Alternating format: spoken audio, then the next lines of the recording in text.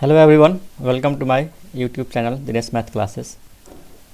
आज question number 5 गर्छु. Question number 5 मा मैले लिएको छु sin x स्क्वायर. हुन त एकदम सजिलो क्वेश्चन छ. 2 नम्बरमा sin एंगल मा log x, 3 नम्बरमा tan root x, 4 नम्बरमा log cos root x, अनि 5 नम्बरमा root over tan x र 6 नम्बरमा sin को एंगल मा e power x. त यो क्वेश्चन र यो क्वेश्चन सोधेको छ सप्लिमेन्ट्री 2024 मा र 2022 ई मा हैन.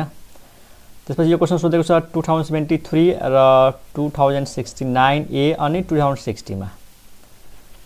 सजिलो क्वेशन छ, यो झनै सजिलो छ. यो भन्दा अगाडिको भिडियोमा हामीले एउटा क्वेशन गरेका थियौं log सँग sin x स्क्वायर भनेर. त यहाँ sin x स्क्वायर मात्रै छ. त ठीक छ, 1 नम्बर गरौँ. लेट y भनेको fx, this function is fx भनेको sin x स्क्वायर. अनि fx को हेल्पले हामी के निकाल्छौं त थाहै छ. fx को हेल्पले निकाल्छौं f of x plus h. त f of x plus h is equal to sin. अब यहाँ x छ, के लेख्ने x plus h whole square लेख्ने. ठीक छ. त fx आयो, f of x plus h आयो. त्यसपछि from first principle we have dy by dx. Formula दिमागमा राखौं. फर्मुलाले के भन्छ, सरी यहाँ h tends to 0, limit h tends to 0. यहाँ के हुन्छ f of x plus h, मतलब यो फाइनल भ्यालु. त final value is sin x plus h को whole square minus initial value is this fx भनेको sin x स्क्वायर. यो भयो final value minus initial value. तल के हुन्छ h. यसमा केही पुट गर्नु पर्दैन. हुन त पुट गरेर पनि मिलाउन सकिन्छ. यो sin लाई छोडेर यसलाई z मान दिने अनि यसलाई z plus k मान दिने. ठीक छ, त्यो गर्न सकिन्छ. तर विदाउट पुटिङ पनि गर्न सकिन्छ डाइरेक्ट. कसरी? sin c minus sin d को फर्मुला युज गर्दिने. यसमा केही पुट नगरिकन गर्न सकिन्छ. sin c minus sin d this equal to limit h tends to 0. Okay, sin c minus sin d formula हुन्छ 2 cos c plus d. c भनेको x plus h को whole square, d भनेको x square upon 2. यो भयो cos c plus d by 2. अनि त्यसपछि हुन्छ sin c minus d. त c भनेको x plus h को whole square by 2 minus sorry यहाँ c minus d minus x square upon 2. ठीक छ. यो c अनि यो d, sin c minus sin d, 2 cos this angle plus this angle by 2. अर्कोमा sin हुन्छ अनि यहाँ माइनस हुन्छ c minus d by 2. अनि तल के छ हामीसँग त? तल छ हामीसँग h. त्यो h त लेख्नै पर्यो. यो भयो तलपट्टि h. अब यसपछिको स्टेप लेखौं. Is equal to limit h tends to 0. यसलाई हामीले केही गर्नु पर्दैन. यो sin ले हटाउनु पर्यो. sin थीटा बाइ थीटा बनाएर यसलाई हटाउनु पर्यो. त्यसलाई केही गर्नु पर्दैन. लास्टमा हामी यहाँ h को ठाउँमा 0 राखेर यसको लिमिट निकाल्छौं. त्यसलाई जस्ताको त्यस्तै सार्ने हो. त 2 cos अनि यसको एंगलमा के छ त x plus h को whole square plus x square by 2. यहाँ हो. यहाँ a प्लस b को होल स्क्वायर फर्मुलामा खोल्नु पर्यो. त के हुन्छ फर्मुला? x को square plus 2 times x and h हैन. फर्मुलामा खोल्दियौ. x स्क्वायर अनि 2 into this यही त हो. 2 into this भनेको 2 into x into h plus h square अनि यहाँ के छ माइनस x स्क्वायर अनि x स्क्वायर क्यान्सल हुन्छ. ठीक छ. अनि यसमा फेरि के कमन छ त? h कमन छ. त यहाँ लेख्न सकिन्छ 2x plus h अनि बाहिर के हुन्छ त h हुन्छ. ठीक छ. त यहाँ सर्टकटमा गरौँ. x को स्क्वायर क्यान्सल भइहाल्छ अनि यहाँ के बच्छ 2 into x into h लेखौं. sin अनि एंगलमा 2 into x into h plus h square. यो त क्यान्सल भइहाल्छ. यहाँको प्लस h स्क्वायर आउँछ यो बेला. यो र यो अनि यसको तल के छ त 2 छ स्टुडेन्ट्स, यो 2। अनि यो h लाई मैले यसैको तल राख्नु छ किनकि sin थीटा बाइ थीटा बनाउनु छ त यहाँनिर के राख्ने त h राख्ने स्टुडेन्ट्स। ठीक छ, यसपछि हेरौँ is equal to limit h tends to 0, यसलाई त जस्तो त्यस्तै सार्नु पर्यो, 2 cos x प्लस h को whole square plus x square by 2।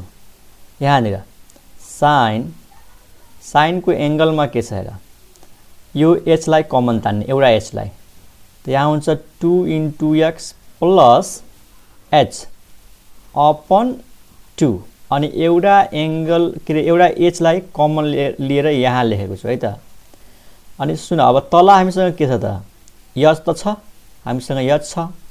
अब sin थीटा बाइ थीटा हुनको लागि यो त पुगेन तल, साइन को एंगलमा हेर राम्रोसँग जे छ त्यही यहाँ हुनु पर्यो, छैन भने थप्नु पर्यो। अब हेर के थप्ने त 2x प्लस h बाइ 2 हैन, यहाँनिर हेरौँ, त्यहाँनिर थपौँ 2 into x plus h by 2, यो मैले थपेँ, h त हामीसँग थियो यो वाला h। अब तल थपेपछि यो मेन लाइन हो, यसलाई क्यान्सल गर्नको लागि माथि थप्नु पर्यो 2 into x plus h by 2 यहाँनिर। ठीक छ स्टुडेन्ट्स, तब यो के भयो sin थीटा अपन थीटा। अब यसको लिमिट 1 भयो, sin theta upon theta and this theta tends to 0। अब h टेन्स टु 0 छ त यो सबै क्वान्टिटी के हुन्छ त टेन्स टु 0 हुन्छ। अब यसपछि हाम्रो स्टेप हेरौँ लिमिट। अब लिमिट किन, लिमिट त युज गरिदिने हो, 2 cos यहाँनिर h छ 0 राखिदेऊ, त 0 राखेपछि x square plus x square 2x square upon 2 भनेपछि यो x स्क्वायर मात्रै आउँछ स्टुडेन्ट्स। यहाँनिर sin थीटा बाइ थीटा कति भयो त 1 भयो स्टुडेन्ट्स। यहाँनिर एउटा h छ त्यहाँ 0 राखिदिने, 0 राखेपछि यो 2 2 क्यान्सल x हुन्छ, यहाँबाट x आयो, त यसको आन्सर के आयो स्टुडेन्ट्स 2 into x है, 2 into x अनि cos x square and that is answer. I hope तिमीहरूले बुझेको होला किनकि हामीले धेरै क्वेसनहरू गरिसक्यौँ, अब त तिमीहरूले बुझ्नुपर्ने हो। ठीक छ, ओके। अब यसपछिको अर्को क्वेसन हेरौँ, अर्को क्वेसनमा के थियो। ओके, नेक्स्ट क्वेसनमा थियो साइन को एंगलमा log x, साइन को एंगलमा log x 2 number. Okay, question number 2 त लेट y भनेको f of x and f of x भनेको साइन अनि साइन को एंगलमा के छ त log x छ। त let us find f of x plus h, त साइन log अनि x भनेको यहाँनिर के हुन्छ अब x प्लस h हुन्छ students. x is replaced by x plus h, यहाँ पनि र यहाँ पनि। This is final value, this is initial value.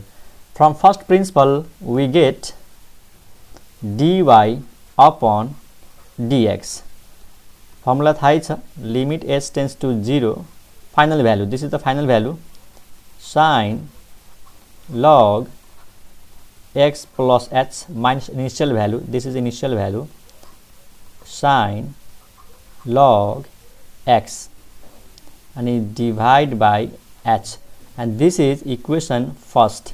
अब यसमा पुट गर्नुपर्छ स्टुडेन्ट्स किनकि log आएको छ, साइन पनि छ log पनि छ, त यो log x लाई z मान्दिने अनि यो log x plus h लाई z plus k मान्दिने। त्यहाँनिर पुट गरौँ, के पुट गर्ने त z equal to log x and z plus k is equal to log x plus h, log x plus h मतलब साइनलाई छोडेर एंगललाई सपोज गर्ने, यो z प्लस k। अनि यहाँबाट हामीले k को भ्यालु निकाल्नै पर्छ, यो जुन k को भ्यालु छ नि, k को भ्यालु निकाल्नु पर्यो। What is the value of k, त log x plus h minus z यता जान्छ, यो हुन्छ log x plus h minus z and z भनेको log x। जहिले पनि k को भ्यालु कस्तो हुन्छ, यो माइनस यो यतापट्टिको यो टोटल अनि यो माइनस गरेपछि k को भ्यालु आइहाल्छ है, k को भ्यालु। अब यसलाई अलिकति सिम्प्लिफाई गर्न सकिन्छ किनकि दुईटा लगको बिचमा माइनस छ है, दुईटा लगको बिचमा माइनस छ भन्ने यसलाई हामी कसरी सिम्प्लिफाई गर्न सक्छौं त फर्मुला युज गर्छौं। log m minus log n भनेको log m by n, त log x plus h upon x। ठीक छ, अब यसलाई सेपरेट गर्न सक्छौं। ल यहीँनेर लेखौं log x by x 1 plus h by x, this is the value of k। अनि त्यसपछि हामी के लेख्छौं as h tends to 0 k tends to 0। त्यसपछि from equation first we get equation first बाट dy by dx, we get the value of dy upon dx limit h tends to 0 sin छ अनि log x plus यसलाई के suppose गरेका छौं z plus k, त sin को एंगलमा z plus k minus sin log x लाई z मान्यो sin z अनि डिवाइड बाइ h। अब यसपछि हामीले sin c minus sin d को फर्मुला युज गर्ने है, sin c minus sin d limit h tends to 0 sin c minus sin d को formula 2 cos c plus d, c plus d। अब direct लेखौं, यो plus यो गरेपछि z plus z के आउँछ 2 into z अनि plus k upon 2 into sin c minus d z plus k minus z, त z cancel, यहाँ आउँछ k अनि तल हुन्छ 2। ठीक छ, sin c minus sin d 2 cos c plus d by 2, त z plus k plus z by 2 into sin अनि this minus this upon 2, त यो माइनस यो गरेपछि z र z क्यान्सल हुन्छ। अनि हामीलाई थाहै छ यो h लाई हटाएर यहाँनिर के राख्नु पर्यो अनि यहाँनिर फेरि k upon h गर्नु पर्यो स्टुडेन्ट्स। ठीक छ, यसपछिको स्टेप हेरौं, लिमिट h tends to 0, त यसलाई जस्ताको त्यस्तै सार्नु पर्यो अनि लिमिटलाई पनि डिस्ट्रिब्युट गरौं। अब यो लिमिट h tends to 0 ठीक छ, no problem 2 cos 2z plus k by 2 अनि sin k by 2 अनि डिवाइड मा के छ त यसको तल मात्रै राख्छु किनकि sin थीटा by थीटा चाहियो इन्टु अनि त्यो लिमिट यहाँनिर आउँछ students, limit h tends to 0 अनि k upon h, त यहाँनिर डाइरेक्ट के गरौँ k को भ्यालु राख्ने हो। k को भ्यालु हामीले कति निकालेका थियौं त यहीँनिर छ, यो भ्यालु हो log 1 plus h by x है, log 1 plus h by x log 1 plus h by x। ठीक छ, त्यसपछि यहाँनिर छ k by 2 तल k, त यहाँनिर 2 थप्नु पर्यो अनि यहाँनिर हेर त यो h लाई हटाएर k tends to 0 गर्नु पर्यो, लिमिट k tends to 0 यो जस्ताको त्यस्तै 2 cos 2z plus k upon 2 into sin, sin को एंगलमा के छ k upon 2, तल हेर हामीसँग तल के छ त k 2 तल थप्नु पर्यो र इन्टु यहाँनिर 2 थप्नु पर्यो, मेन लाइन यहाँनिर छ। यहाँनिर हेरौं अब limit h tends to 0 log सँग के छ 1 plus h upon x, तर तल हामीसँग h मात्रै छ स्टुडेन्ट्स, त x त छैन भनेपछि त्यहाँनिर फेरि x थप्नु पर्यो h by x into x। Clear,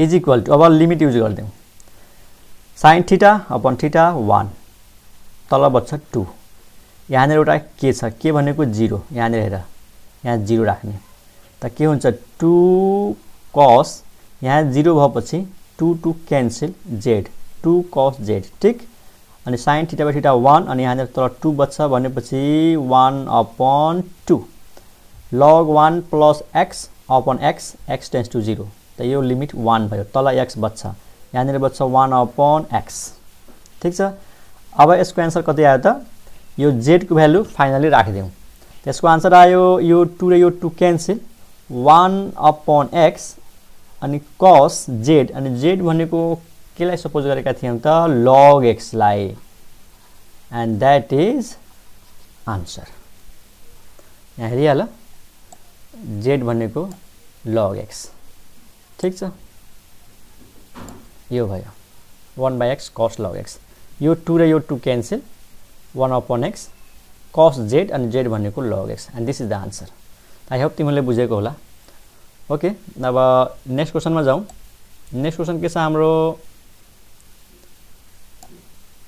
third मा tan को एंगलमा छ √x है tan को एंगलमा √x अनि log सँग cos √x ओके यो क्वेशन नेक्स्ट क्लासमा गर्छु तबसम्म यो दुईटा प्र्याक्टिस गर है ओके बाइ